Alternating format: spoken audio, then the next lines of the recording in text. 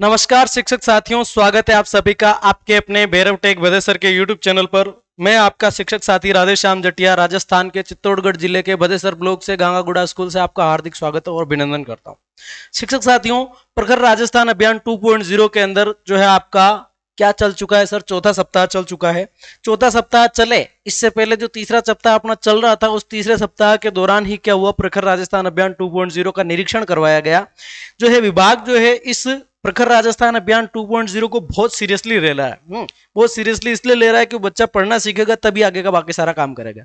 तो इसके तहत स्कूलों के अंदर भी निरीक्षण किया जा रहा है और एप्लीकेशन का भी डिजिटली आपका ध्यान रखा जा रहा है। पूरी सर्विलांस पर है अपन कि अपन कितना काम कर रहे हैं। तो कुछ जानकारियां जो निकल के आई है, जहां पर हमारे कुछ शिक्षक साथियों की खामियां पाई गई। एक शिक्षक साथी एक से दूसरे स्कूल में जाकर के इसी तरह से चेकिंग करवाया गया, तो उन पर अपन बात करने वाले हैं कि हमें क्या क्या और सावधानियां रखनी है ताकि जो है अपना बेस्ट से बेस्ट अपन दें। तो ये जो निरीक्षण हुआ था सर प्रखर राजस्थान 2.0 का, ये हमारे स्कूल के अंदर 25 तारीख को हुआ। हो सकता है आपके आगे पीछे हुआ हो थोड़ा सा। पहली दिक्कत ये आई कि टाइम टेबल का ध्यान नहीं रखा जा रहा है ना। टाइम टेबल का ध्यान क्या नहीं रखा जा रहा है सर? प्रखर राजस्थान अभियान 2.0 में अपन जो पढ़ना सिखाएंगे, बच्चों को हिंदी पढ़ना सिखाएंगे, खास करके हिंदी के मार साहब, तो हमें फर्स्ट और सेकंड पीरियड इन दोनों पीरियड्स में ही काम करना है ना। पहले और दूसरे पीरियड में रीडिंग कैंपेन के अलावा कोई काम नहीं होगा, और रीडिंग कैंपेन का काम पहले और दूसरे पीरियड के अलावा नहीं होगा। यानी कि आपको ये निश्चित करना है कि फर्स्ट एंड सेकंड पीरियड में ही अपन जो है प्रखर राजस्थान चलाएं। दूसरा, टीचर ऑन लीव है। बहुत बार ये हुआ जा रहा है कि मार साहब छुट्टी पे हैं तो योजना नहीं बनाई है, और योजना नहीं बनाई तो उसका क्रियान्वयन नहीं हुआ है ना। तो अपन को क्या करना है सर? अगर आप देखेंगे तो ये काम अपन करवा जरूर रहे हैं, हिंदी के मार साहब करवा रहे हैं, लेकिन कोई सा भी टीचर, चाहे वो मैथ्स पढ़ाता है, चाहे इंग्लिश पढ़ाता है, चाहे पर्यावरण पढ़ाता है, या कुछ भी पढ़ा रहा है, अगर वो प्राथमिक या उच्च प्राथमिक स्कूल के अंदर है, if he teaches in class 3 to 8, तब क्या हो रहा है, हर शिक्षक के शिक्षक ऐप में गणित के मार साहब के अंदर भी अगर आप खोल के देखेंगे तो शिक्षण संसाधन खुल रहे हैं। शिक्षण संसाधन के अंदर ये पीडीएफ खुल के आ रही है सप्ताहवार। ठीक है, तो गतिविधियां देखना और बच्चों को पढ़ाना ये हम सबका सामूहिक काम है। क्या पाया गया? मार साहब जो है ना, ये सर्विलांस में देखा गया कि मार साहब जो है एप्लीकेशन के अंदर लॉगिन नहीं कर रहे हैं, है ना। और इसकी सूचियां भी जारी होने वाली, किस किस टीचर ने कितने टाइम से लॉगिन नहीं किया। हमें क्या करना है सर? हमें ये करना है कि आप कोई से भी सब्जेक्ट के टीचर हैं, वंस इन ए वीक, एक सप्ताह में कम से कम एक बार आप एप्लीकेशन जरूर लॉगिन करें। एप्लीकेशन लॉगिन करने के बाद शिक्षण संसाधन पे जाएं, शिक्षण संसाधन की पीडीएफ डाउनलोड करें और वो जो गतिविधि है उसको देख ले। इतना सा काम आप हफ्ते में एक बार अपन सबको करना है। हिंदी के माँ साहब को तो करना ही करना है, ठीक है, बाकी सबको ही ये काम करना है। तो ये आप ध्यान रखें, है ना। मार साहब छुट्टी पे हैं, उसके बावजूद आपका काम चलेगा। तीसरा, एक प्रॉब्लम आई सीटिंग अरेंजमेंट की, है ना। गए, देखा अच्छा चल रहा है, सब डायरी के अंदर भी मेंटेन कर रखा है, बच्चे भी पढ़ना सीख रहे हैं, सब कुछ है, फिर भी तापड़ के चले गए। क्यों तापड़ के चले गए? कि बच्चों को भेड़े बिठा रखा है, एक साथ बिठा रखा है, टुगेदर बैठे हुए बच्चे। तब आपको क्या करना है शिक्षक साथियों? इस प्रॉब्लम को आपको थोड़ा सा सीरियसली लेना है, क्योंकि सरकार जब सीरियस है तो अपन क्यों नहीं सीरियस होंगे। तो अगर आपके स्कूल में कक्षा 3 से 5 के बच्चे पढ़ते हैं तो आपके 2 ग्रुप बनेंगे। वो एक ही कमरे में हो सकते हैं, बड़ा कमरा है तो 2 कमरों में भी हो सकते हैं। पहला जो ग्रुप है आपका C1, C2 और C3 बच्चे एक साथ, और C4 के बच्चे एक साथ। चौथा सप्ताह जो खुला है ना, इसमें C4 वालों बच्चों के लिए भी काम आया है, यानी उनको क्या देना है देखो बताएंगे भी आगे आपको।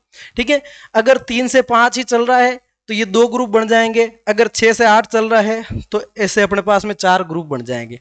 अब 4 ग्रुप को आप चाहो तो 3 ग्रुप में भी कन्वर्ट कर सकते हो। C1, C2, C3 3 से 5 एक साथ बैठ जाएंगे, C1, C2, C3 आपके 6 से 8 एक साथ बैठ जाएंगे, और C4 वाले बच्चे 3 से 8 सबको एक साथ बिठा सकते हैं आप। तो सीटिंग अरेंजमेंट का ध्यान रखना है, टाइम टेबल का ध्यान रखना है। उसके बाद में देखिए, एप्लीकेशन में मैंने बता ही दिया है, एप्लीकेशन में अनिवार्य रूप से अपन को काम करना है ना। अगर अपन एप्लीकेशन नहीं खोलेंगे तो कुछ दिनों बाद लिस्ट जारी होने वाली है, जिसमें नाम आएगा कि ये फला फला मार साहब है ना, फला फला मैम है ना, इन्होंने बिल्कुल एप्लीकेशन पे काम नहीं करा। ठीक है। तीसरा जो है आपका कंटेंट। एक चीज ये पाई गई, क्या पाया गया सर?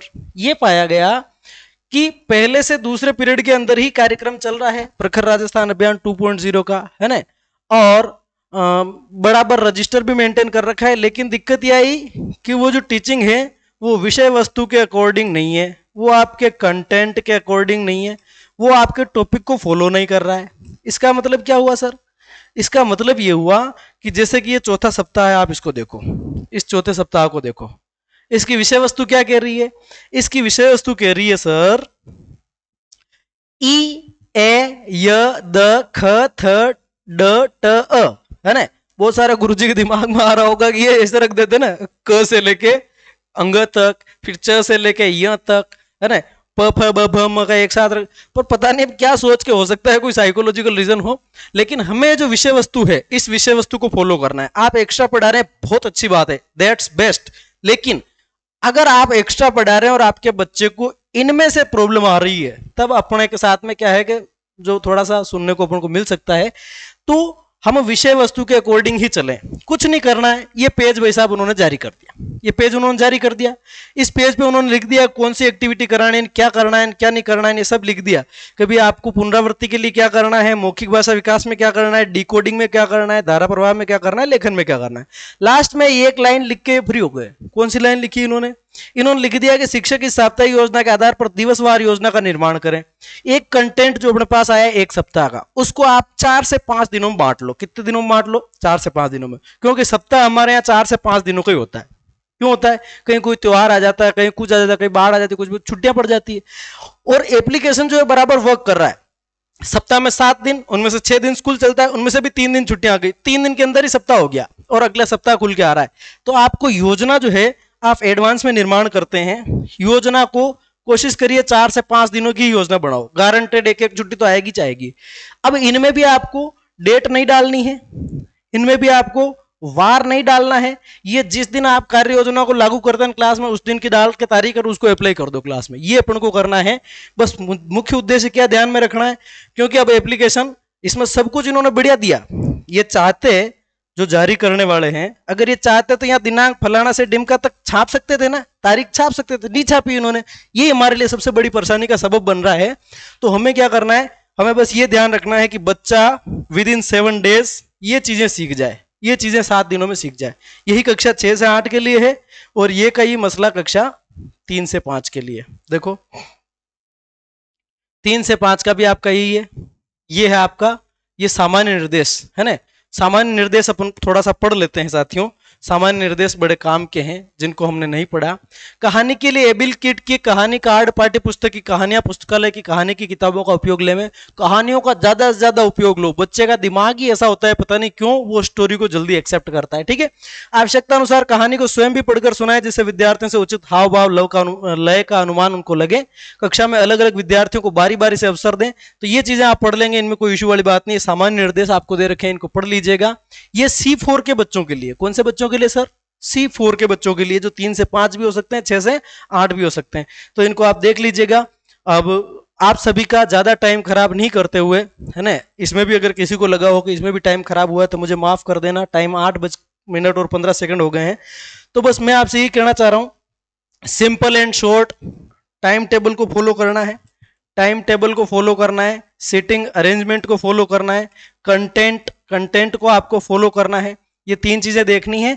उसके बाद आपको एप्लीकेशन पर 1-2 दिन निकले और 5 मिनट लगते हैं यार, लॉगिन करा के गतिविधि देख लो, बच्चों को करवा दो। टीवी है तो टीवी पे चला दो। बस ये काम आप कर लें। एप्लीकेशन में जब आप लॉगिन करेंगे, शिक्षण संसाधन को आप मतलब वहां तक रिसोर्स करेंगे, वहां तक जाएंगे, उनको डाउनलोड करेंगे, उनको देखेंगे, तो आपका ऐप का काम 100% दिखा रहा है या 75% दिखा रहा है, कुछ भी दिखाए चल जाएगा। बस आपके येट टू स्टार्ट लिखा हुआ नहीं आना चाहिए। क्या लिखा हुआ नहीं आना चाहिए सर? येट टू स्टार्ट लिखा हुआ नहीं होना चाहिए कि अभी तक चालू करने ही बाकी, क्लिक ही नहीं मारा, तो क्लिक जरूर मार लें। तो ये काम आपको फिजिकली करना है, ये काम आपको डिजिटली करना है। मिलते हैं नेक्स्ट वीडियो में, तब तक के लिए धन्यवाद। फिर भी मेरे किसी शिक्षक साथी को ऐसा महसूस हो कि आपको डे वाइज योजना चाहिए, रजिस्टर का PDF ही चाहिए, तो मैं आपके लिए बना के ला दूंगा। आप कमेंट में बताना। बाकी गुरुदेव बहुत बहुत धन्यवाद। मिलते हैं अगले वीडियो में, तब तक के लिए थैंक यू सो मच।